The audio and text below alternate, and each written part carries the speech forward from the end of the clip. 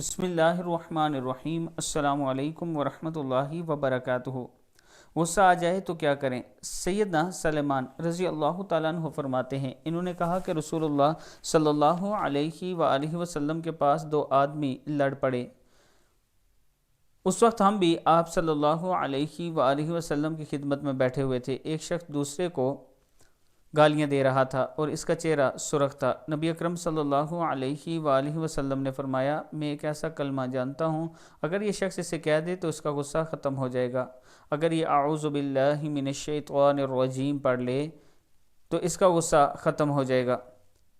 صحابہ کرام نے کہا، تم سنتے نہیں کہ نبی اکرم صلی اللہ علیہ وآلہ وسلم نے کیا ارشاد فرمایا؟ اس نے کہا، میں پاگل نہیں ہوں۔ صحیح بخاری۔ یعنی جب بھی غصہ آئے تو اعوذ باللہ من الشیطان الرجیم پڑھ لیا کریں۔ السلام علیکم ورحمۃ اللہ وبرکاتہ۔